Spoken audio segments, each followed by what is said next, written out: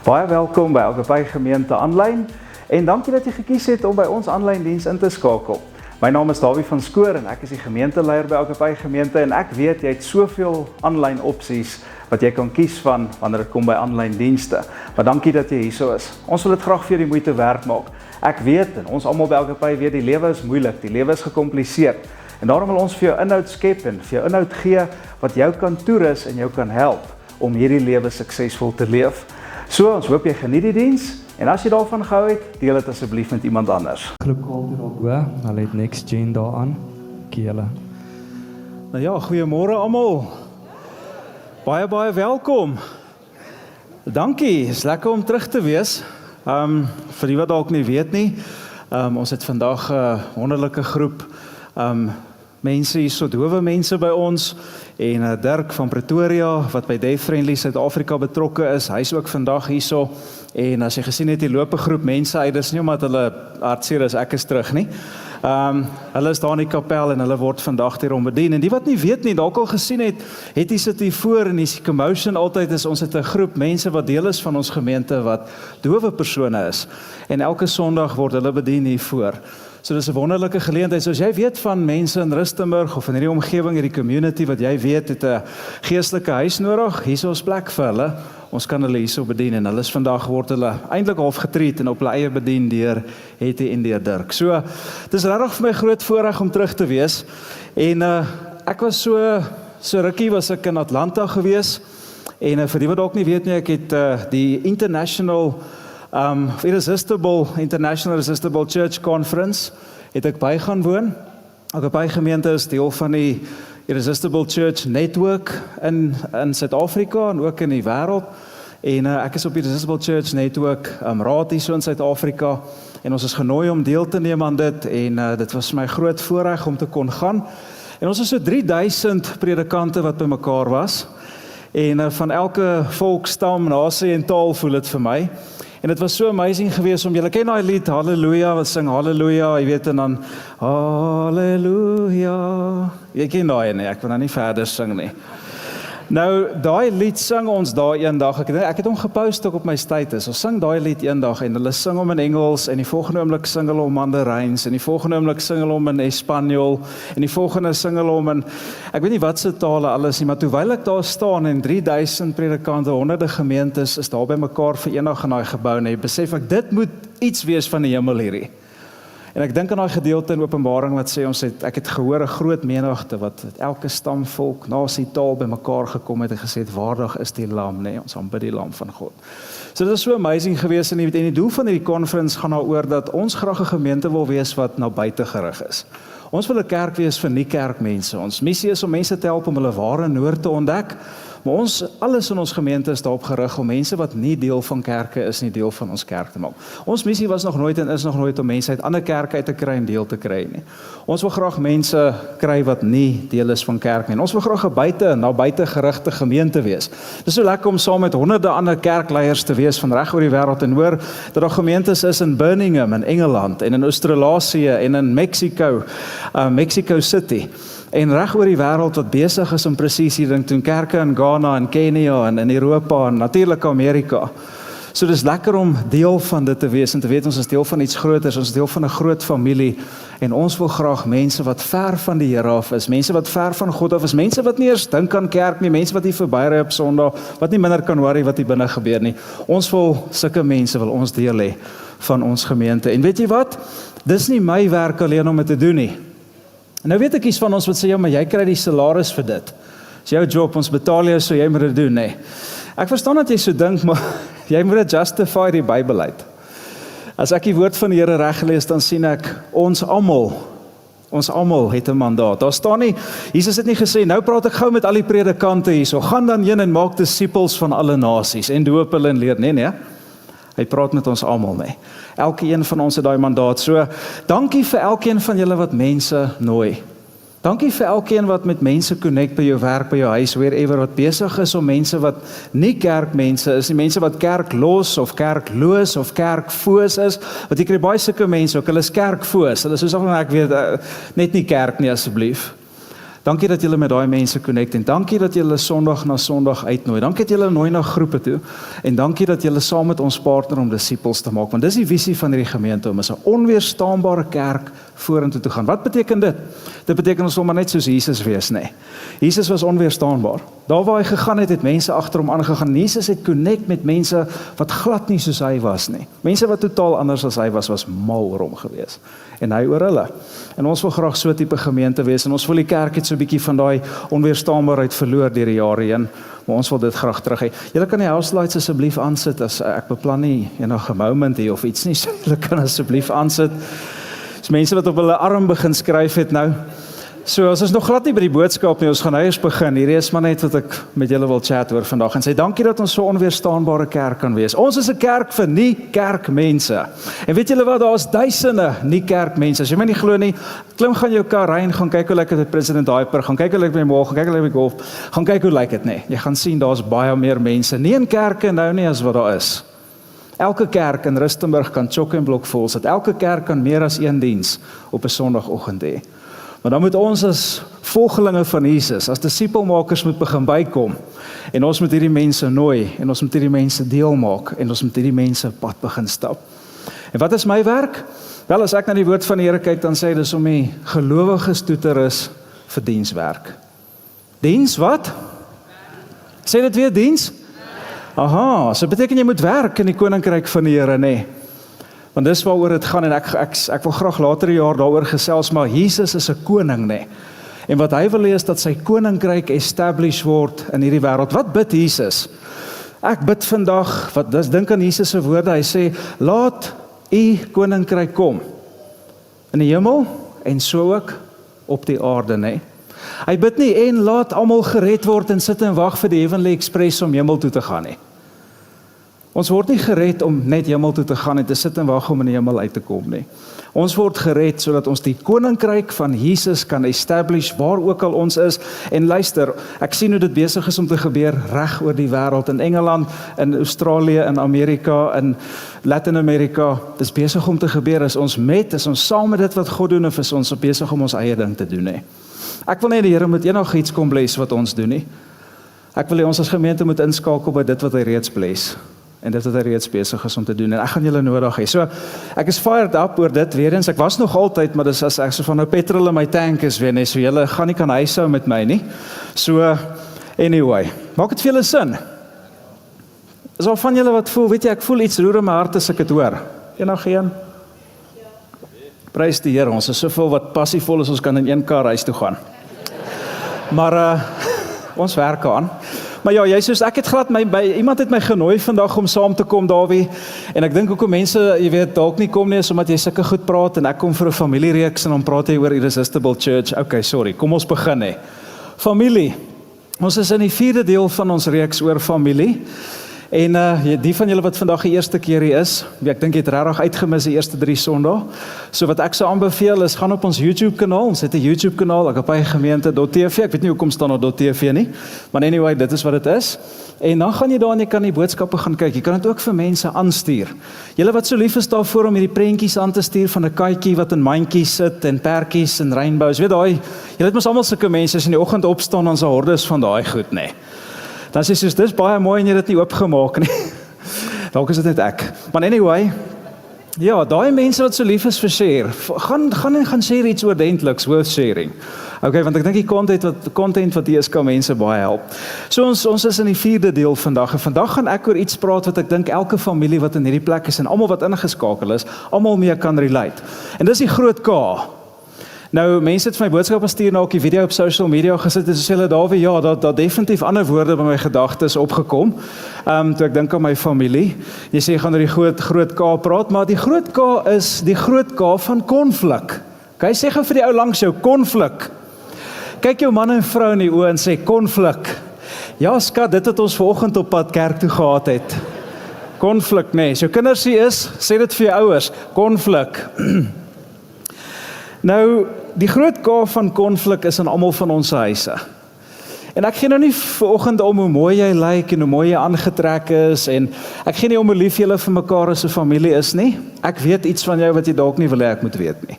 En dis dat julle almal beklei dat die hare waai van tyd tot tyd. Is dit nie so nie? Ons almal beklei. Ons kan ons beste Sondagskoene aantrek en mooi klere aantrek hier, maar ons almal beklei en ek weet dit van elkeen van ons vandag. Maar hier is die ding wat ek geleer het, wat vir my uitstaan, wat ek graag met jou wil deel. Jy geweet, jy wen niks wanneer jy 'n argument met 'n familielid wen nie. Het jy dit al agtergekom? Jy wen eintlik niks as jy 'n argument of konflik met 'n familielid wen nie.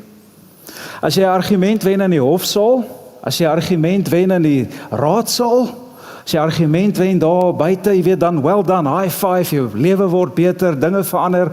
Maar as jy 'n argument met iemand om jou eetkamertafel wen, in jou slaapkamer of jou sitkamer of jou leefkamer, raai wat?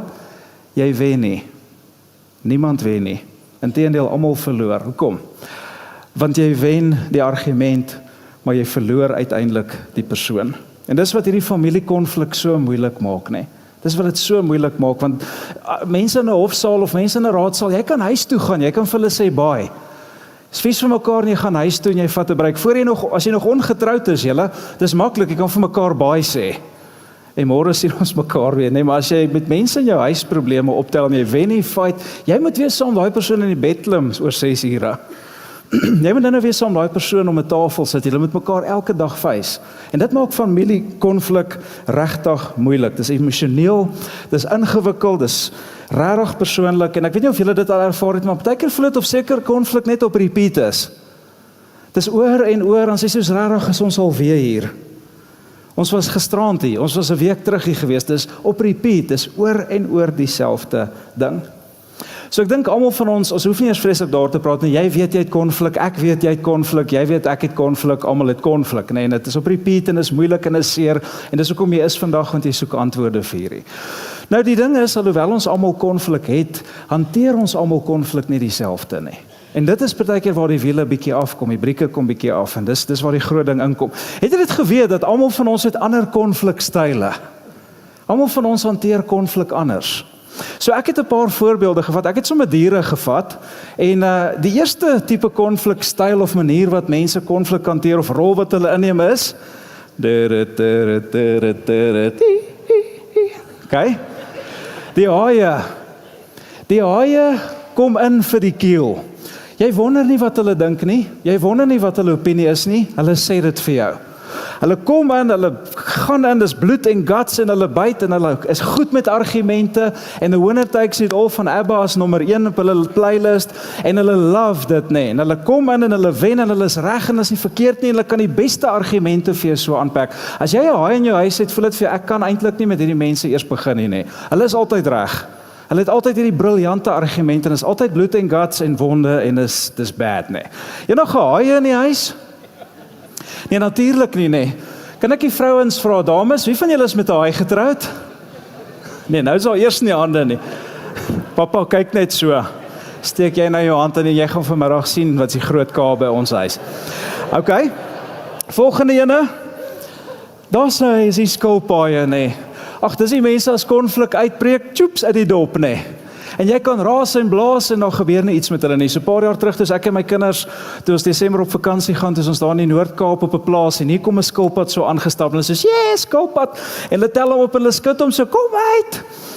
En hy kom nie uit nie en ek is soos julle, 'n skilpad werk nie so nie. Hoe meer jy hom skud en aangaan, hoe meer bly in sy dop. Sit hom neer, los hom. Hy het spasie nodig, hy het tyd nodig. Dan pop hy uit en hy begin weer toe live kom, nee. Die skilpad mense is die mense, hulle bly, weet hulle het kruip in hulle dop, as hulle, kom ons los dit net, asseblief, kan ons net, moenie, ek is nie lus vir hierdie vanaand nie, nee, moenie, in hulle dop nie, en haai mense is, haai braas en blaas en byt nie, want jy kry nie skilpad uit die dop uit nie, nee, want jy wil hom verorber, en die skilpad kom nie uit nie. Volgende ene, dis die people pleasers, die teddybeertjies, nee. Ag asseblief nie, okay, ekskuus, maar moenie vir my kwaad wees nie. As jy vir my alles gaan okay wees, asseblief. Nee, kom terug. Nee, ek het net 'n grappie gemaak. Soos reg net jy nog 'n teddybeer in die huis. O, jy wil net die vrede bewaar, nee. Net die vrede bewaar. Ag, moenie kwaad wees nie, moenie my lelik wees nie. Ja, nee. So nou is dit nogal 'n probleem as jy 'n haai het en 'n teddybeer, want teddybeer stap midde heeltyd aan die haai en die haai kry altyd sy sin en hy neem toe in krag. Volgende ene. Daar is hy, nee. Wie kan vir my sê wie hierdie is? Eeyore, nê? Nou wat is Eeyore se grootste probleem in die Winnie the Pooh stories? Hy's so salkie. Hy's so negatief, nê? Dis die Eeyores onder ons. As daar konflik kom, gaan jy dadelik in 'n pity. Jy's 'n meester in pity parties gooi. Okay, kry jouself so jammer, arme ek, en ek is altyd nagekom, en hoekom is dit altyd ek, en ek word opgepik, en ek seer in my lewe, en niemand sien wat ek doen nie, en ek sloof my af vir die familie elke oggend 5 uur, en niemand sien dit. Julle weet waarvan ek praat. Jy sulk, jy gaan in 'n sulk ding in, en dit is baie moeilik om jy daai diep moeras van EO sulking uit te kry. Volgende ene, die Adidas. Ek sit altyd en kyk na Adidas op my gras, dan dink ek, hoekom skree jy so? Hy sit net aan die tuin. Ken julle Adidas? Dis die skreeuers in konflik. Hulle skreeu. Okay, hulle kan nie 'n punt oordra sonder om te skree nie. As dit soos, hoekom skree jy? En hoe meer hulle passievol raak, hoe meer skree hulle. Dis daai mense wat hulle sê, die eerste jaar dan praat die vrou en dan luister die man. Tweede jaar dan praat die man en luister die vrou, en die derde jaar praat die man en vrou en dan luister die bure. Dis nou daai mense. Hulle skree net. As ek soos dit, moenie skree nie, jou punt kom nie sterker oor hoe harder jy praat nie, kry 'n beter punt. So dis die volgendes, nê. En dan die laaste enetjie is die jakkalsies. Hy gaan nooit vir jou vooraf vat nie. Hy gaan nooit van vooraf kom nie. Gaan jy nooit soos 'n leeu of soos 'n haai vir jou vat van vooraf nie. Hulle sê, nee, dis reg, 100%. Nee, ek is okay. Maar weet jy wat, dan kom hulle agteraf. Kom buite lê jou so in die rug. Agteraf kry hulle so 'n streek nie. Hulle lag nou maar net nie so hard vir jou grappies mee nie. Okay. Hulle antwoord net elke derde boodskap op die foon. Nou nie meer elke een nie, nê. Hulle sit jou so 'n bietjie in hulle koelkamer. Hulle weet presies hoe om 'n koue oorlog te voer, nê. Nou jy dan in die koelkamer en jy kom agter, jy nou gesê dis reg en jy sê vir my is daar iets nie, is niks nie. Ons sê dis reg, is fyn. Okay. Jy weet dit voel nie of alles fyn is nie, want hier is die atmosfeer. Nee, is nie atmosfeer nie. Ek sê dit moeg vir alles en so aan, jy weet. Waarvoor is jy moeg? Verstaan jy, so hulle kom die hele tyd om en dan kom by dit jou agteraf. En dis die verskillende konflikstyle. So familiekonflik is ingewikkeld, nee, want nou het jy partykeer in 'n huis sommer een van almal. En dan is dit chaos, want jou kinders is, jou ouers, jou familie, almal is een van hierdie, nê. Nou hier is die waarheid, en dit is, daar is nie 'n golden ticket uit konflik uit nie. Terwyl daar families op aarde is, gaan daar konflik op aarde wees. Is nie 'n golden ticket uit dit uit nie. Daar's nie 'n hoeveelheid geestelikheid wat jy uit konflik uit gaan kry nie. Dit gaan gebeur, is deel van die lewe. Jesus het konflik met mense gehad, nê. Maar wat ek hoop kan gebeur is dat ons konflik beter kan doen. En dis hoekom ek so excited is oor hierdie boodskap vandag. Ek is regtig excited daaroor, want ek glo Jakobus, Jesus se boetie, gee vir ons 'n beginsel. Geef ons 'n beginsel wat kan help om konflik beter te hanteer. Geef ons 'n beginsel dat as ons hierdie beginsel in ons lewens, in ons gesinne, in ons families implementeer, dan kan dit ons konflik halveer. Dit kan die tension wat in ons huis is halveer en ons kan regtig anders begin reageer. Want ons almal reageer anders op konflik soos ons nou gesien het. Maar Jakobus sê vir ons, daar's een rede hoekom konflik in alle families plaasvind. Daar's verskillende style, verskillende maniere ons hierdie doen, maar daar's dieselfde rede vir ons almal hoekom dit gebeur. En as ons daai kan vandag unpack, dan dink ek dit sal great wees, en dis juist presies wat ek vandag wil doen, hè. So ek wil hierdie konflik draak, wil ek vandag so half uit sy grot uitlok, en dan wil ek hê jy moet bietjie kyk hoe hy lyk, ek wil jy moet agterkom hoe hy werk, en dan wil ek hê jy moet by Jakobus hierdie een begin sal leer van hoe ek en jou hom kan doodmaak in ons gesinne en families. Is dit 'n deal? So Jakobus, Jesus se boetie, voordat hy die beginsel aanpak, vra hy 'n vraag. Voordat hy vir ons vertel wat die antwoord is, vra hy 'n baie goeie vraag. Kan jy daar lees? Kom ek lees hom saam met jou. Waar kom die rusies en gevegte onder julle vandaan? Luister ouens, waar kom die bekleierery vandaan in julle families? Waar kom die gefightery vandaan? Waar kom die konflik en twis vandaan? Dis 'n legit vraag, nee. Soos ek baie braaf was vanoggend, sou ek dalk gevra het, jy en jou familie, die mense saam wie jy gekom het, kom ons draai na mekaar toe en kom ons vra die vraag vir mekaar. Luister my vrou, waar kom die konflik vandaan? luister my kind, waar kom die konflik vandaan? Maar ek was bang geweest, julle antwoord mekaar en sê, jy, konflik kom van jou af. En dan in die huis van die Here sien ons rusies en gevegte onder mekaar. En dit is nie wat ek vandag wil hê nie. So toe dink ek, kom ek los daai vraag, en kom ek dink maar net wat mense sou antwoord. So as ek hierdie vraag moet vra, waar kom hierdie gefight in jou familie vandaan? Julle by die huis, waar kom daai gefight vandaan? Julle het beklei vanoggend dalk, wie sit waar op die bank om hierdie te kyk? So, hier is die ding wat ek dink. Is baie keer, my man luister nooit na my nie. Weet jy, daar sal nie konflik in ons huis wees, daar wees my man net begin luister na wat ek sê nie. Maar hy luister nie. Hy sê ja skat en dan 'n uur later dan weet hy nie. Ek stuur hom om te gaan brood koop en kom hy terug met husky of wat ook al nie. My man luister nie na my nie. Weet jy, my ouers verstaan my nie. Dit is 'n parallelle universe nie. Ek is op 'n planeet en hulle is op planeet ouers en hulle daar en almal ken hulle daar. So, hulle verstaan, as hulle net verstaan het waardeur ek gaan as kind, as net my struggles as Gen Z verstaan het, en dat ons nie meer 'n tyd lewe waar hy kalf oor die sneeu loop nie, dan sal dit beter gegaan het. Volgende ene, weet jy, my baas steel altyd my idees, vat krediet daarvoor, so weet jy wat, as hy minder dit doen, dan gaan dit baie beter gaan en minder konflik wees. Volgende enetjie, so baie minder konflik wees as my bure net hulle erf netjies hou. Weet jy, hoeveel keer het ek vir hulle gesê, sny julle gras? Hier's muskiete, hier's allerhande tyres wat rond lê, wat ook al nie. Sny die gras, ruim op. Weet jy, as my bure net minder raas, dan sal daar minder konflik wees. Dis waar dit vandaan kom, Jakobus. Volgende ene. Weet jy, my kinders kan hulle self net nie gedra nie. Daar sal baie minder konflik wees as my kinders hulle self net begin gedra. As my kinders net begin luister wat ek sê. Okay, enige ouer al so gevoel? Ja, ek actually terwyl ek hierdie voorberei het ek vir my kinders gesê, luister, hou net op beklei. Hier is hy, kom ek sit hom in. Volgende ene. As my vrou net ophou om nie 'n target te hê nie, maar budget, dan sal dit beter gaan. Maar dit is al lewensmissie om uit die huis uit te stap en daai Mastercard te gaan brand. Jy ryk plastiek soos hy daai ding swipe nie. En dis presies wat dit is, 'n Mastercard nie. Dis 'n master hier in ons huis nie. As hy net minder kan koop en minder kan spend terwyl ek moet werk en my afsloof, sal dit baie beter gaan. Julle weet waarvan ek praat nie. En so kan ek aangaan. Maar hier is die probleem, ons speel hierdie blame game, want Jakobus vra vir jou, waar kom die konflik vandaan? En jy sê, o nee, hierdie is al die redes, en dalk het jy baie van jou eie redes, ek twyfel nie daar nie, nee. Maar terwyl ons besig is om mekaar te blameer, terwyl ons so besig is om vingers te wys vir mekaar, raai wat gebeur? Doen gou hierdie saam my. Okay, dis nie net passief sit nie, doen gou hierdie saam my, maak gou so, wys vinger, almal doen dit. Almal, iedereen. Okay, nou as jy hom so hou, jy doen dit graag by die huis, so moenie nou skaam wees nie. Het jy al gesien, wat wys terug na jou toe? Yes! Elke vinger wat jy na iemand in jou familie toe wys, raai wat, 1, 2, 3, daar wys 3 terug na jou toe, nee. Jy kan maar ophou daarmee. Ek begin insecure voel as jy dit doen, nee.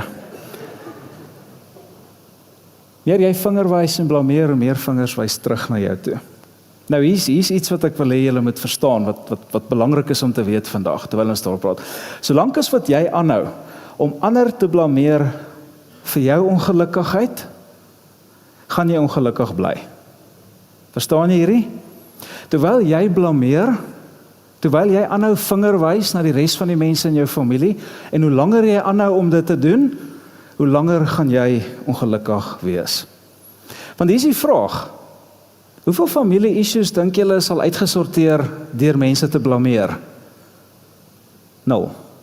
Sien asof jou vrou sê, o, dankie dat jy my blameer het, nou verstaan ek en ek gaan 'n course correction maak, my skat. Nee, dit los niks op nie. So, ek het hierdie saamgebring vandag, en hierdie G staan vir geluk. Kyk, die G van geluk. Nou soek ek iemand wat my kan kom help. Is iemand wat my gou wil kom help hiervoor? Die gaan my kom help. Jakob, kom asseblief op. Geef vir Jakob 'n lekker hande klap. Nee, dis 'n halfhartige klap. Vir my vriendelike assistentie. Okay, so jy kan net hierso kom staan so. Jy kan net hier staan en ek gaan nou hierso staan, so met 'n entjie tussen mekaar hê. So, hier's Jakob, hier's Dawie en ek is gelukkig. Ek het my geluk. Dis by my. Ek is soos I'm walking on sunshine, woohoo, da da da da. Dis nice, nee. En nou is daar 'n konflik situasie tussen my en tussen Jakob. Nou is daar 'n issue wat tussen ons plaas, want hy is in my familie en daar's 'n probleem. En wat begin ek doen? Daar's konflik en nou blameer ek hom. Ja, maar jy het nie, en jy moes begin en jy moes ophou en jy moes aanhou, whatever dit mag wees. En wat gebeur nou? Nou handig ek my geluk oor aan Jakob. En nou is presies dit, nê. En ons het regtig nie geoefen nie. Dis presies wat gebeur, nê. Nou het daar iets gebeur en ek blameer jou en nou gee ek my geluk oor aan jou. En wat gebeur nou? Nou is ek kwaad, nê. En nou het ek nie meer my geluk nie. I'm not walking on sunshine anymore. Nou is ek vies en ek is ongelukkig en hy loop met my geluk rond, nê. En wat gebeur nou? Nou moet ek op 'n plek kom wat ek sê, hoe gaan ek my geluk terugkry? En wat doen ons dan? Wat ons doen gewoonlik, ons sê, ja, maar hy moet eers verander. Sien jy, wys ek weer die vinger, nee. Hy moet eers regkom. Hy moet eers jammer sê. Hy gaan eers sy ek bymekaar moet kry. En as hy verander en as hy jammer sê en as hy besef wat hy mee besig is en al die tipe van goed, dan eers kan ek my geluk terugkry en my geluk kan by my wees. Elke keer as ek iemand anders blameer in my familie, dan gee ek my geluk weg. En as jy gaan wag tot jou geluk na jou toe gaan terugkom, sodra die ander persoon jammer is, of die ander persoon repent, of al, weet julle wat, meeste van die tyd gaan dit nie gebeur nie. So wat gebeur? Dit is 'n baie gevaarlike ding. Jy kan nou nie meer gelukkig wees, totdat hierdie persoon verander nie. Jy kan nou nie happy wees totdat hierdie persoon toe light kom nie. Jy kan nie gelukkig wees, jy kan nie geseënd wees, jy kan niks wees totdat hierdie persoon jammer sê, hierdie persoon bykom, hierdie persoon toe light kom nie. En nou wag jy. En wat gebeur? Jou lewe raak al hoe meer miserable, want jou geluk is weg, want jy hoop hierdie persoon gaan verander dat jy jou geluk kan terugkry. En jy begin al die konflikstyle wat ons het, begin jy doen. So, jy kan maar gaan. Baie dankie, Jakob. Vat my geluk saam met jou asseblief. Geef vir my 'n hande klap.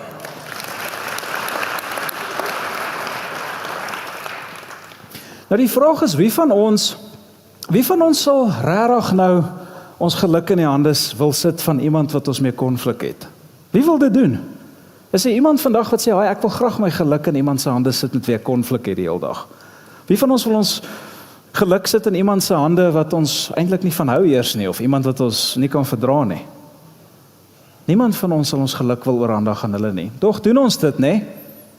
En ons handig ons geluk oor en ons hou aan blameer en ons geluk bly van ons af weg, want ons dink, weet jy wat, ek sal my geluk terugkry as daai persoon verander. Ek sal my geluk terugkry as daai persoon ophou, as daai persoon net begin, of as daai persoon net toe light kom, of wat ook al dit mag wees, nê. En ons hou aan om te blameer, en ons hou aan om ons geluk weg te gee. En dis dalk hoekom van ons vandag hier sit en voel soos ons voel, nê. Jy voel nie gelukkig in jou familie nie, want jy hoop dat die ander mense gaan verander, dat die ander mense toe light gaan kom, en dan gaan jy jou geluk terugkry. En dis hoekom ek dink dit wat Jakobus vir ons sê, so belangrik is vandag. Hierdie beginsel wat hy met ons gaan deel binne 'n paar minute, is super belangrik. So ek wil jou vra, sal jy saam met my blaai na Jakobus 4 as jy nog hier daar is nie? En dis vir my so belangrik dat julle julle Bybel Sondag sal saambring, asseblief. Ekskuus julle, was dit iets wat ek gesê het? Nee, ek joke net. Bring asseblief hulle gaan dalk hulle Bybels al. Bring julle Bybels asseblief saam. En julle wat aanlyn is, gaan kry 'n Bybel asseblief daar iewers in jou huis. So, kom ons blaai na Jakobus 4 toe. En ek weet, as ek hierdie beginsel van Jakobus nou met jou gaan deel, gaan ek pushback kry volgende. Ek weet nie gaan van julle wees wat in julle gedagtes en my gaan argumenteer. Is van julle wat hier gaan sit en glad met my gaan saamstem nie. Dis absolutely okay. Okay? So kom ons kyk wat sê Jakobus. So dis nou wat gebeur. Ons blameer mekaar, ons geluk verdwyn. Dis al die konflik wat aan die gang is. Wat is die probleem? Hoekom gebeur dit? Kom ons kyk wat sê hierso. So sê weer die vraag wat hy vra. Waarom kom die rusies of waar kom die rusies en gevegte onder julle vandaan? Nou moet jy baie mooi saam met my lees. Is dit nie julle sondige drange wat julle ledemate so soldate gebruik om te veg nie? Waar kom die gefight vandaan? Waar kom die konflik vandaan? En baie van ons lees dit en dink, "Sjoe, dis 'n goeie vraag." Daar's seker verskeie antwoorde op hierdie. Jakobus is soos, "Nope, daar's pretty much een antwoord." En die antwoord is, julle sondige drange wat julle ledemate so soldate gebruik om te veg. Julle sondige natuur binne in julle wat julle so oprig om so soldate te veg en konflik as 'n wapen te gebruik teen mense. Wat sê Jakobus hierso julle? Hy sê die bron van ons konflik, die bron van al die rusies en fights, is nie iets buite jou nie. Dis nie iets ekstern nie. Dis nie iets of iemand rondom jou nie. Dis toe nie jou man of vrou nie. Dis toe nie jou kinders nie. Dis toe nie jou oom of tannie of ouers of wat ook al nie. Dis nie iets buite jou nie. Sien jy dit raak hierso? Hy sê die bron van dit is iets binne jou. Die bron van alle konflik is binne in ons. En wat is dit? Dis daai sondige drang in ons. Dis die sonde wat in ons is. En 'n ander woord wat ek kan, vir 'n ander verduideliking wat ek vir die sondige drang kan gee, is ook die me, myself and I, né? Het jy al gaan kyk na die Engelse woord vir sonde, sin? En ek wou 'n flipchart hier bo sit en 'n teken vir jou, maar jy gaan nou maar in jou gedagtes die prentjie moet teken. Dink daaraan, S-I-N, né? Sin. Wat is die middel van die letter van sin? Yes, I. Die hart van sin, die hart van sonde is I. Is dit nie maar in Adam en Eva se tyd ook so gewees nie? Die vyand kom by hulle en sê, julle kan godly wees sonder God. Julle kan in beheer wees sonder hom. Julle kan tot volle verwesenlik kom sonder hom. Julle het nie sy reëls nodig nie. Julle het nie sy input in julle lewe nodig nie. Julle kan tot julle volle purpose kom sonder God. Die I is belangriker as die him. En dit was nog van daai tyd af die grootste probleem. So Jakobus sê, dit is ook die probleem hierso. Die sondige drang is sin, die I, die me, myself en I, die eie ek, die groot ego, is die bron. Dis iets binne in my en jou, vir konflik wat in ons lewens plaasvind. En elke konfliksituasie, en hoor my mooi vandag, en dis hier waar jy dalk my gaan stry in jou gedagtes, maar elke konfliksituasie waarin jy al betrokke was met jou familie, kan ek jou waarborg, dit is as gevolg van die self binne in jou, die sonde, die sin, die I, die me, myself en I in jou. En dis hoekom ek glo vandag, alle konflik in jou lewe begin met iets binne in jou. Dit begin nie, luister mooi, dit begin nie met die persone buite nie. Begin nie met die persone wat rondom jou tafel sit of op die banke sit nie. Dit begin by jou. Jy is die probleem. As jy gekom het vir waarheid vandag, hier sy solidly in your face. Jy is die probleem. Dis die probleem wat in jou huis aangaan op hierdie stadium. Jy is die probleem. Maar dan gaan hy verder, Jakobus, en hy sê vir ons hierdie volgende woorde. Hy vertel vir ons hoekom dit so is, nee. Hy sê so die probleem is iets wat binne begin. Dis die me, myself en I, maar wat aktiveer daai me, myself en I? Dan sê die woorde, lees saam, hy sê, julle wil dinge hê wat julle nie het nie, en pleeg dan moord om dit te kry. So Jakobus sê, okay, konflik begin binne in jou, nie rondom jou met die mense rondom jou nie. En hoekom begin konflik binne jou? En hierdie is baie waar, jy moet hierdie asseblief nie mis vanoggend nie, is omdat jy iets wil hê van die mense rondom jou, wat jy nie kry nie. Jy wil iets hê, wat jy nie kry nie, en wat doen jy? Dan gebruik jy jou liggaam as soldaat en konflik as 'n wapen. Ek en jy wil iets hê wat ons nie kan kry nie. En dit maak dat ons hierdie doen. En soos ek sê, dalk is iemand wat klaar hier sit en sê, nee, dis gaan nie net elke keer as daar konflik is oor iets wat ek wil hê nie. Dit gaan daaroor dat daar sekere goeders is wat ek verdien. Dit gaan daaroor dat daar sekere goeders is wat vir my beloof is. Daar sekere goed wat mense commitment aan my gemaak het, dis my reg. Ek het 'n huweliksertifikaat met hierdie vrou, dis my reg om dit te ontvang van haar af. Dis my reg, my kinders het beloof, hierdie mense het 'n commitment gemaak nie. So dis nie dat ek iets wil hê nie, hulle het dit gesê. Presies my punt. Jy is nog steeds ongelukkig omdat jy nie kry wat vir jou beloof is, of die commitment wat aan jou gemaak is nie. Nou ek sê vir my, maar kan ek nie kwaad wees as iemand iets beloof het of 'n commitment gemaak het en ek kry dit nie? Die feit is, jy kan nie konflik gebruik as 'n wapen en jou liggaam as soldate om by daai persoon te kry wat jy wil hê nie. En ek gaan aan die einde met jou praat oor wat kan jy doen as jy in daai scenario dalk miskien vanoggend hier sit, nê.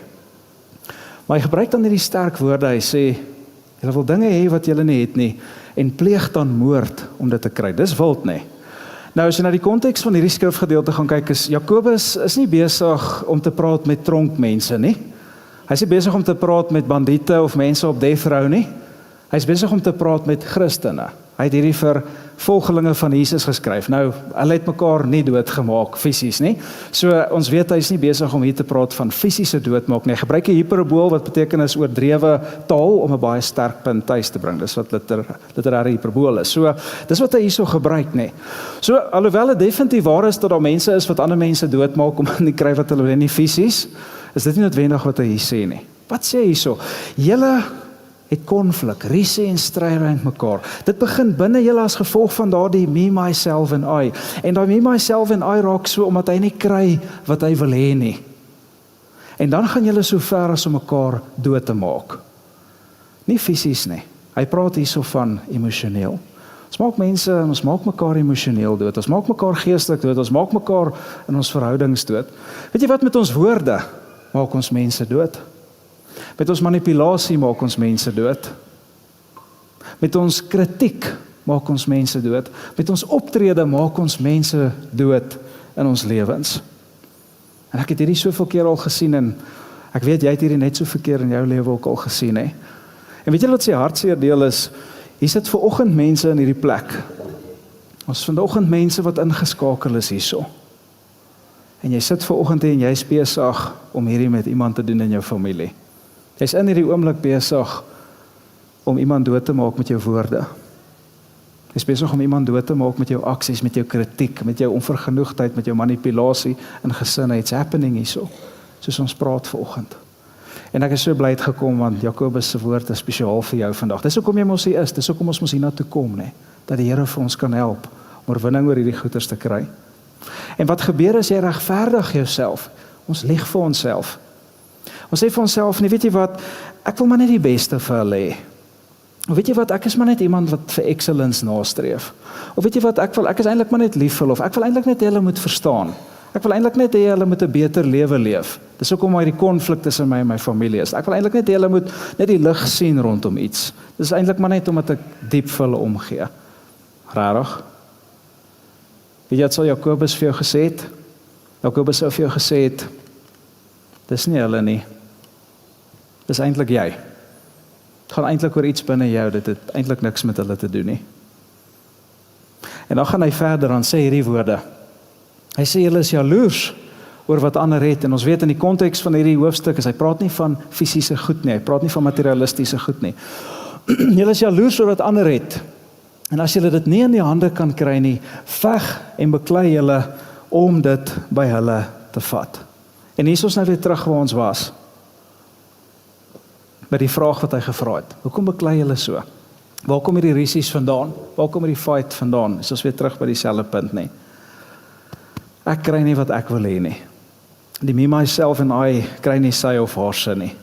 My ego word nie gestreel nie. My aptyte, my behoeftes, my begeertes word nie bevredig nie. Dit word geblus as ek nie kry wat ek wil hê nie.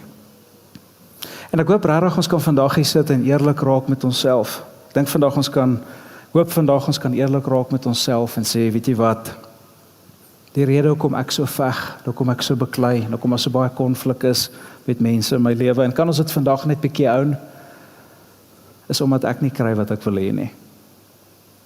En dan gebruik ek my liggaam as 'n soldaat en konflik as 'n wapen, en ek maak mense dood met woorde, met optrede, met wat ook al dit mag wees. Soos julle reg vir nog 'n laaste praktiese oefeningkie, hoop julle is, ek gaan nou nie iemand op stage roep nie, maar kan ek vir julle 'n voorstel gee, kan ek vir julle 'n tip gee van wat om te doen as jy besef dis waar jy is, en ek dink dis waar almal van ons is nie. En dalk voel jy vandag, Dawie, maar jy's so hard op my, dis regtig, ek probeer my bes, dis nie kan ek vir jou sê, ek praat met jou vandag, maar ek praat ook met jou vrou, en ek praat ook met jou kind, en ek praat ook met jou ouer, nie. Ek praat vandag met almal, dat almal own up. So wat kan jy doen as jy nou in daai konflik, konfrontasie ingaan en jy kom agter, hier is ons nou, hier is hierdie ding wat Jakobus van skryf besig om te gebeur. In die middel van 'n argument wil ek vir jou 'n sin gee wat jou baie gaan help. Is jy reg vir hom? Hier is hy.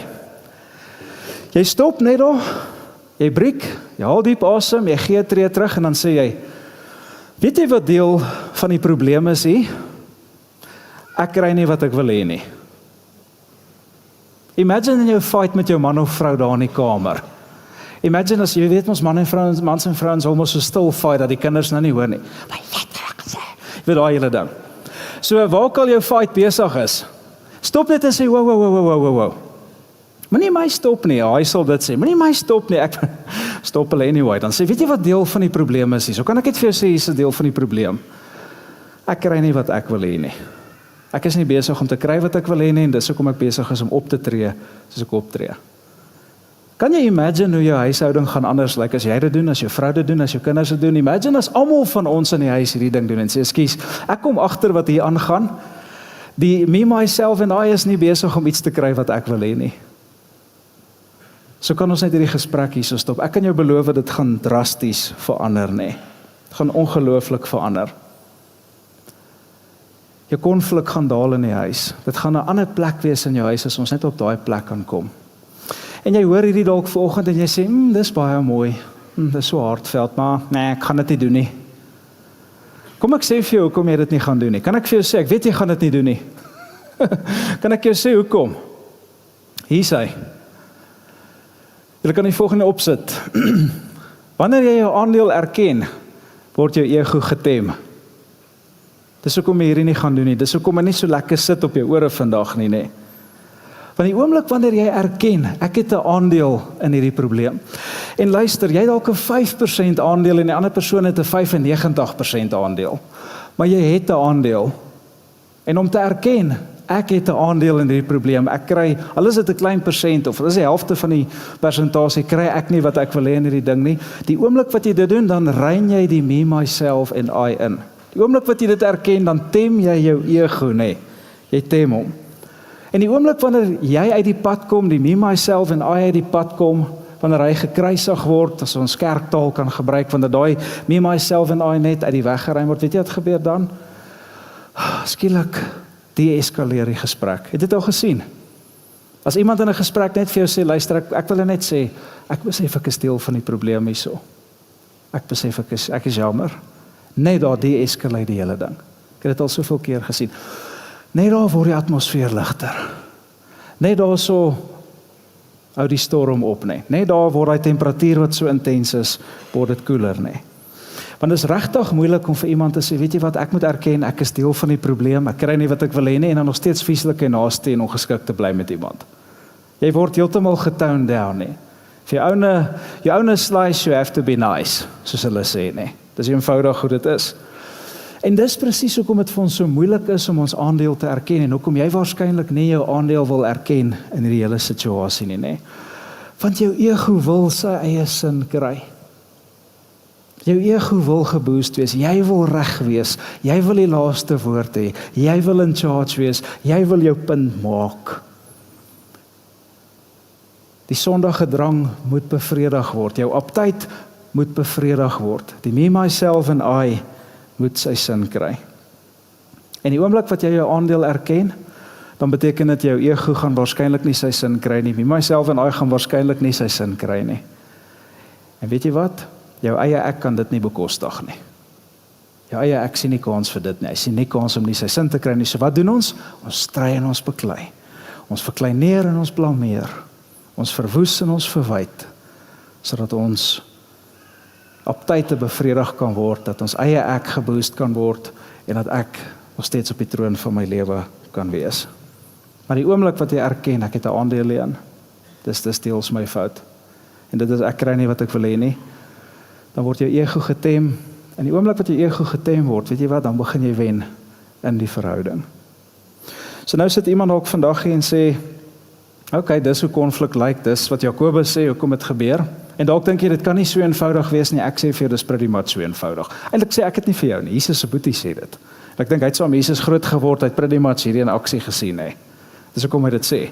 So het nie 'n hele referaat nodig oor hierdie nie, dis soos one-liner amper, nie. So wat moet jy nou doen daaraan, as jy nou in die konflik is, en as jy agterkom, weet jy wat, dit is nou wat in my huis aan die gang is, nee, my ego is heeltyd besig, en is heeltyd hierdie goed wat gebeur. Wat moet jy doen? As jy Christen is, gaan ek nou met jou inligting deel, wat Jakobus net vir Christene deel. As jy nie 'n Christen is nie, as jy nie 'n volgeling van Jesus is nie, ek dink tot hiertoe kan jy baie van hierdie gebruik. Ek dink tot hiertoe gaan dit klaar vir jou baie help om hierdie te doen. Jy hoef nie 'n Christen te wees om hierdie te doen, dit gaan jou baie help, nie. Maar as jy nie 'n Christen is nie, dan praat ek nie nou verder met jou nie. Jy hoef nie verder te luister nie. Ek praat nou met die Christene verder. Ek praat nou met die volgelinge van Jesus verder. Kan ek maar? Kyk, ek praat nou met julle en Jakobus praat met julle en dis wat hy vir jou sê, wat jy dan moet doen. Jakobus 4:2, die C betekenis maar nie die derde deel in die vers. En eintlik is die rede hoekom julle nie het wat julle wil hê nie. Wat sê hy? Die feit dat julle God nie daarvoor vra nie. Hier is huge. Die hart van konflik is, ek kry nie wat ek wil hê nie. En Jakobus sê, hoekom kry jy nie wat jy wil hê nie? Dis omdat jy God nie ken in die saak nie. Omdat jy die ding self doen. Hier is huge. So nog lank voordat jy in die middel van die gesprek stop en sê, weet jy wat, ek wil net sê, ek weet wat deel van die probleem is, ek kry nie wat ek wil hê nie. Nog lank voordat die konflik begin het, nog lank voordat die konfrontasie begin het, sê Jakobus, nee. Zoom bietjie uit en staan stil en daar's 3 vrae wat jy jouself moet vra. 3 vrae voordat jy in konflik ingaan en hy gee vir ons die heel eerste ene en ek het besluit ek gee sommer vir julle 2 bonus vrae by wat sal help. Okay, as ek enigstens by Jakobus kan aanhaak. So wat is die eerste vraag wat jy jouself moet vra voordat daai storm aan, voordat jy in daai konfrontasie, voordat jy selfs nog begin met die hele konflik ding? Wat moet jy jouself vra? Nommer 1. Het ek dit eers na die Here toe gevat in gebed? Het ek hierdie ding wat ek na my vrou wil aanvat oor, wat ek my man wil aanvat oor my kinders, het ek dit na die Here toe gevat in gebed? Voordat die storm losgebars het, voordat ek uitgebom en uitgevreek het en uit die garage uitgejaag het en reverse het amper tot die bure oorkant se erf, voordat ek al daai goed gedoen het, nee, het ek hierdie hele situasie eers na God toe gevat in gebed? Het ek vir die Here gaan sê wat ek eintlik wil hê? Het ek vir die Here gesê, Here, ek wil eintlik hê my man moet meer geld maak sodat ek 'n beter lewe kan hê. Here, ek wil hê my seun moet ander vriende kry want hulle is besig om die afgrond in te trek. Here, ek wil hê my dogter moet ophou my scumbag te date. Of wat, hoe kan ek dit sê in die kerk nie? So ek wil hê my dogter moet 'n ou los. En ek gaan vat haar aan daaroor want ek weet wat die beste is vir haar nie. Het jy dit eers na die Here toe gevat? Is die vraag nie. Here, ek wil graag hê dat U moet help dat ons uit hierdie ding uitkom. Ek wil hê mense moet verstaan dat ek is reg. Ek wil graag in beheer wees. Here, ek wil graag hê my dominee moet dieper preke preek. Wat ook al dit mag wees, nê. Dis belangrik vir my. Ek soek iets en ek kry dit nie. Ek het eers na die Here toe gevat, is die vraag. En het jy dit eers na die Here toe gevat voor jy dit na die ander mense toe gevat het? Gewoonlik doen ons dit nie, nê. Gewoonlik is dit nie hoe ons operate nie. Jakobus sê, vat dit eers na die Here toe, voor jy dit na enigiemand anders toe vat. Hoekom? Want wanneer jy in gebed na die Here toe gaan, en jy sê, Here, fix haar, en verander hom, en raak daai in sy hart aan, en verander hulle, en jy bid eintlik maar dat die Here moet doen wat jy wil hê met hulle moet gebeur. Weet jy wat gebeur? Die Heilige Gees begin met jou praat. En soos jy besig is om hierdie goed vir al die ander mense te bid om te verander, want jy wil jou geluk terugkry as hulle verander, weet jy wat gebeur? Die Heilige Gees begin met jou praat oor jou aandeel. Die woord van God sê op 'n ander plek, sê hy, die Heilige Gees oortuig ons van sonde, geregtigheid en oordeel. So die Heilige Gees doen, hè. Ons vier volgende Sondag, Pinkstersondag, die koms van die Heilige Gees. Hy is by ons. En wanneer jy bid, kan jy daarop staat maak, en soos ek sê, ek praat net met die volgelinge van Jesus. Die Heilige Gees gaan met jou praat en sê, okay, moet ek hulle fix, moet ek hulle aanraak, moet ek hulle verander, okay. En wat van jou? Wat van jou gesindheid? Wat van jou aandeel? Al is dit 3%. Wat van jou aandeel? Wat van jou houding? Wat van jou gesindheid? En skielik kom jy op 'n plek wat jy besef, ek is verkeerd. En voordat jy nog in 'n gesprek hoef te sê, weet jy, ek het 'n aandeel hierin, sit jy sommer op jou knieë nog voor daai gesprek was en jy besef, ek het 'n aandeel, ek kry nie wat ek wil hê nie. Ek kry nie wat ek wil hê nie. En jy begin daar verander sonder dat daar konflik was. Die Gees van die Here is getrou om hierdie te doen. Hy kom openbaar wat jou motiewe is. Hy kom openbaar jou houding aan jou. Hy kom openbaar alles aan jou. En net daar kan jy 'n course correction maak. Net daar kan jy self correct. As hy met jou praat en dan besef jy, ek gaan nie eens my vrou daaroor praat nie, want weet jy wat? So, dis die eerste vraag. Voor jy met die ou vrou daaroor gaan praat, het jou kinders gaan praat, het daaroor jou mense in jou familie, jou oom of tannie of wie ook al. Het jy eers met die Here daaroor gepraat? En die tweede vraag, het ek eers probeer vasstel waar die wortel is van dit wat ek regtig wil hê? Het jy regtig probeer uitfigure, wat is die wortel van hierdie, wat wil ek regtig hierso hê? Miskien as jy gaan sit met hierdie vraag, kom jy agter, eintlik soek ek goedkeuring van die netbal mamas by die skool. En dis hoekom ek my kinders so forceer om te presteer. Want ek wil goedkeuring van mense hê. Almal moet sê, wow, julle is so great familie, jy's so suksesvolle ouer. Dis hoekom ek my kinders forceer om goed te doen en goud te kry in iets wat jy nie eens brons voor kon kry nie. Of sporte te doen wat jy nooit eers in jou lewe gedoen het nie. Want eintlik is dit groter ding, ek soek goedkeuring. Nou is ek in hierdie konfliksituasie, of dalk soek jy validation van jou man. Jy wil eintlik net gevalidate wees, jy wil eintlik net emosionele koestering en geborgenheid van jou man hê. Maar nou kry jy dit nie by hom nie, nou vat jy hom aan op elke dingetjie, en is elke ding sleg, en elke keer as daar iets gebeur, dan is jy so agteraf besig om hom te by daaroor, want jy voel, jy soek validation, en hy gee dit vir almal aan by sy werk, of waar ook al behalwe vir jou. Of dalk soek jy goedkeuring van jou ouers. Jy soek 'n job of approval van jou pa, en jy kry dit nie, en daarom isoleer jy jouself van hulle, jy skakel hulle uit, want dit is eintlik wat jy wil hê. Jy sê vir jouself, ag, ek is maar net besig. Of jy sê vir jouself, ag nee, maar my man is maar net besig om droog te maak, dis al dit, nie niks met validation te doen nie. As jy jouself hierdie vraag vra, het ek eers probeer vasstel wat die wortel van hierdie ding is, dan gaan ons konflik anders lyk. En die laaste een waarmee ek klaar maak. En hier is 'n belangrike ene. Het ek eers by mense gaan soek, wat ek eintlik net by God kan kry? Ek dink hierdie is 'n rede, kom ons soveel konflik in ons huise is. Het ek by mense in my familie iets gaan soek, wat hulle eintlik nie vir my kan gee nie? Wat net die Here vir my kan gee. En ek dink dis hoekom Jakobus begin en sê, bid eers.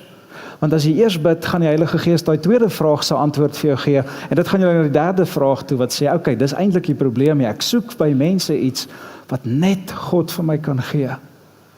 Net die Here vir my kan gee. Met ander woorde, ons verwag van mense of ons iets te gee wat net God vir ons kan gee. En as ons dit by die Here gaan vind en ons identiteit aan hom koppel, dan gaan ons nie die hele tyd hierdie goedkeuring soek. Ons gaan nie altyd wat ook al in beheer wil wees en domineer nie. Ek het die behoefte om in beheer te wees, maar as ek dit by God kry, dan hoef ek nie vir almal te wys ek is baas en almal te domineer en te rule nie. Want ek weet, ek is 'n koningskind, ek het nie nodig om dit te bewys nie, ek kry dit by hom. Nie nodig dat mense dit vir my sê, o, jy's so amazing nie, of wat ook al dit mag wees nie, nee. En hier is 'n ander catch rondom dit, is partykeer as ons hierdie ding doen, dan dink ons as ons na die Here toe gaan, dan dink ons die Here is onder verpligting om vir jou te gee wat jy wil hê. As ek nou vir God vra, ek gaan dit nie by mense soek nie, maar hy moet vir my gee wat ek wil hê. O nee, hy moet nie. God gaan vir jou niks gee wat destructief is vir jou of vir ander mense nie. Hy gaan nie. En soms gaan hy vir jou nee sê, ek gaan nie vir jou gee wat jy wil hê nie. Ek gaan vir jou gee wat jy nodig het. En dis genade.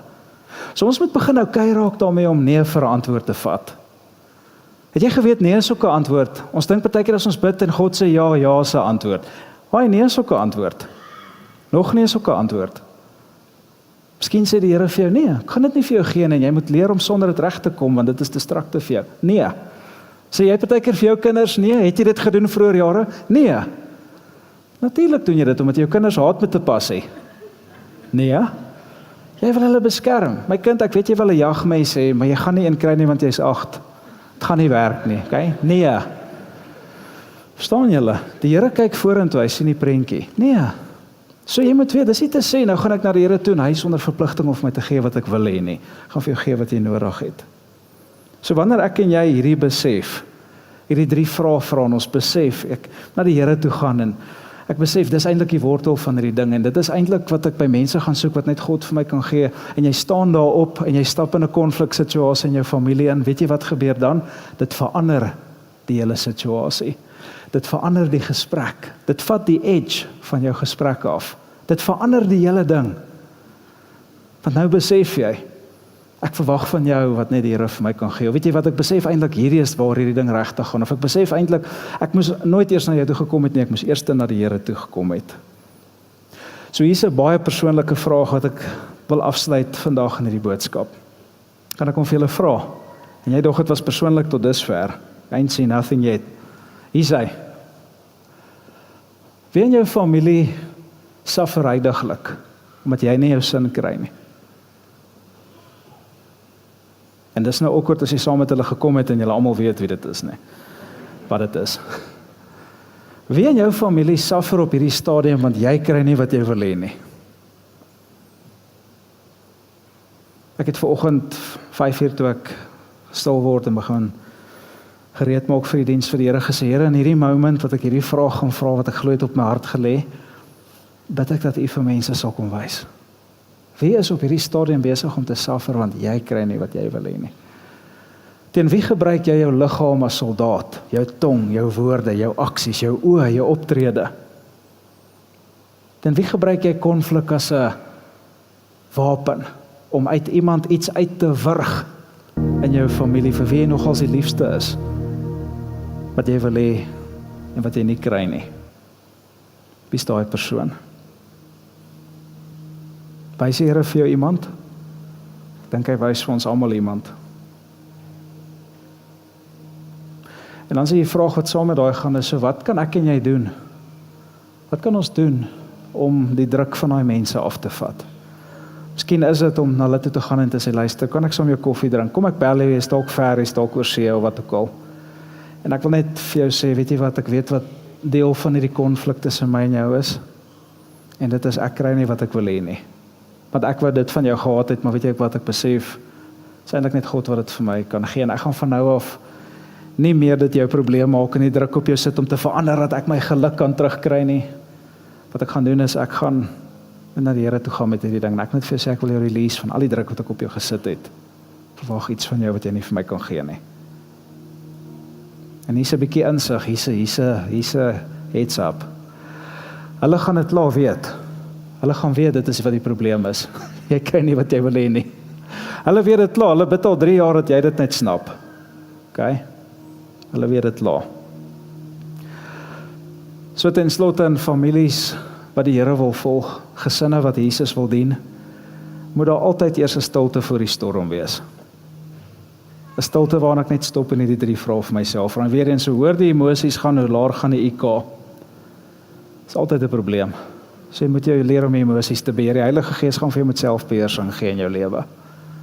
Daai konflikstyle moet gesanctify word. As jy high is, moet jy 'n gesanctified high word. As jy beheer is, moet jy gesanctified beheer word. Dan moet 'n stilte voor die storm kom.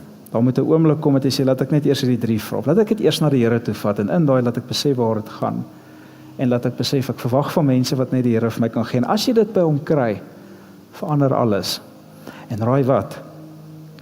Dan is daar gewoonlik nie eers 'n storm nie, as daar stilte was nie. Dan is daar gewoonlik glad nie 'n storm nie. Dan is daar nie konflik nie.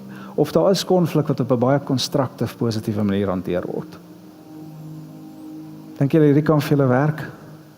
Dink julle dit help julle? Help my verseker. Is dit maklik? Ja man, walk in the park. So jy gaan die Heilige Gees nodig hê om jou te help. Ek dink jy moet vandag sê, hoe gaan ek dit regkry, dan is jy op die regte plek, want dan sê die Heilige Gees, hier's ek, kan jou help, en hy sal, kom ek bid vir julle, Here, dankie vir u woord, dankie dat Jakobus vir ons hierdie woorde neergeskryf het, Here, dis letterlik net 3 sinne, maar hierdie beginsel, Here, die vermoë om ons verhoudings te revolutionise. Ek bid dat u vir ons sal help, Here, om hierdie eie ek, hierdie selfgesentreerdheid, hierdie me, myself en I, die sondiggedrang wat hierdie hele ding kickstart binne in ons, Here, om dit onder beheer te kry, om ons te reinig daarvan, om ons te verlos daarvan, om hierdie vleeslikheid, Here, om dit te kruisig en die Gees te begin lewe. Here, dat dit wat ons wil hê en ons nie kry nie, Here, dat ons dit na u toe sal vat, Here, en dat u vir ons sal kom vervul, dat u vir ons sal kom verander, en dat u vir ons sal kom help om hierdie konflikting reg te kry, Here. Dat ons nie ons geluk sal weggee nie, dat ons nie ons geluk as gesin sal weggee nie, Here. Maar dit sal hou om te besef dat dis iets binne my, dis ek, dit eintlik niks met jou te doen nie. Dankie, Here Jesus, dat ek vandag vir ons kan bid as 'n gemeente ook, die vir ons kan help om hierdie reg te kry. Ek bid dat die gesinne sal kom heel vandag. Ek bid dat die huwelike sal kom heel, dat die mans en vrouens se harte weer terug na mekaar toe sal draai. Ek bid, Here Jesus, dat die ouers en kinders se harte terug na mekaar toe sal draai, Here. Ek bid dat die families se harte na mekaar toe terug sal draai. Dis dalk hersaamgestelde families wat een of ander rede opgebreek was, Here, dat mense weer by mekaar sal uitkom, dat ons op 'n plek sal kom en sê, ek het 'n aandeel in. Ek het nie gekry wat ek wil hê nie, en daarom het ek opgetree soos ek nie wou nie. Of dalk wou. Help ons asseblief, Here Jesus. Ek bid vir restoration in hierdie dorp. Ek bid vir gesinne, Here, om reg te kom. Ek bid vir healing. Ek bid vir vrymaking, Here. Ek bid vir bande wat breek. En Heilige Gees, ek bid veral in hierdie Pinkstertyd dat U ons kom infuse, kom vul opnuut, Here. Kom vul ons opnuut, Heilige Gees. Ons kan hierdie nie self doen nie. Ons moet deur die Gees begin lewe. En dis 'n keuse, Here. Dis 'n keuse. Help ons asseblief hiermee en kom verander ons gemeente. En Here, dat ons nie sal uitgaan en vir mense vertel ons is 'n outward-focused kerk nie, of vir mense sal vertel ons is irresistible nie, Here, dat mense dit vir ons sal vertel. Dat mense sal raak sien, dit is wie ons is, in die manier hoe ons optree teenoor ons heel eerste en heel belangrikste mense, ons familie. Want charity starts at home. Wil jy nie net 'n oomblik vat en vir die Here self vra om regtig vir jou te kom help nie? Hy het vir jou gewys wie daai persoon is. Persoon wat suffer as gevolg van jou.